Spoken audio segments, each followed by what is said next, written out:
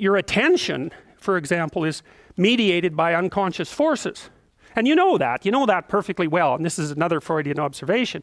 You know, if you're sitting down to study, for example, your conscious intent is to study. But you know perfectly well that all sorts of distraction fantasies are going to enter the theater of your imagination non-stop and annoyingly. And there isn't really a lot you can do about that except maybe wait it out. You know, so you'll be sitting there reading and your attention will flicker away. You'll think about, I don't know, maybe you want to watch Jane the Virgin on Netflix or something like that. Or maybe it's time to have a peanut butter sandwich. Or you should get the dust bunnies out from underneath the bed. Or it's time to go outside and have a cigarette. Or maybe it's time for a cup of coffee. Or it's like all these subsystems in you that would like something aren't very happy just to sit there while you read this thing that you're actually bored by. And so they pop up and try to take control of your perceptions and your actions non-stop. Maybe you think, well, this is a stupid course anyways. Why do I have to read this damn paper? And what am I doing in university? And what's the point of life? It's like you can really get going if you're trying to avoid doing your homework. And then you might think, well, what is it in you that's trying to avoid? Because after all, you took the damn course and you told yourself to sit down. Why don't you listen? Well, because you're a mess. That's basically why. You haven't got control over yourself at all. And no more than I have control over this laptop. Okay, so there's the memory function of the unconscious, and there's the dissolutive function. That's an interesting one. The unconscious contains habits, once voluntary, now automatized, and dissociated elements of the personality, which may lead a parasitic existence. That's an interesting one. I would relate that more to procedural memory. You know, so what you've done is practice certain habits, whatever they might be. Let's call them bad habits. And you like those things to get under control, but you can't. So maybe when you're speaking, for example, you use like and you know, and you say a lot.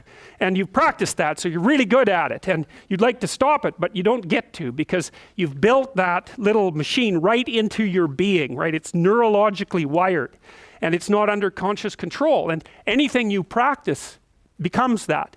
It becomes part of you, and that's another element of the unconscious, a different part. And then there's a creative part, which is that, well, you know, you're sitting around and maybe you're trying to write something, or maybe you want to produce a piece of art or a piece of music, or maybe you're just laying in bed dreaming and you have all these weird ideas, and especially in dreams, it's like, where do those things come from? And even more strange, one of the things that's really weird about dreams, and almost impossibly weird, is that you're an observer in the dream. It's like a dream is something that happens to you. Well, you're dreaming it, theoretically, so how is it that you can be an observer? It's almost like you're watching a video game or a movie, but you're producing it, at least in principle, although the psychoanalysts would say, well, no, not exactly. Your ego isn't producing it. Your unconscious is producing it. It's a different thing. It's a different thing. And of course, Jung would say, well, it's deeper than that. The collective unconscious might be producing it. It's in some sense, it isn't you exactly, or it isn't the you that you think of when you think of you. And that's the ego from the Freudian perspective, the you that you identify with. That's the ego.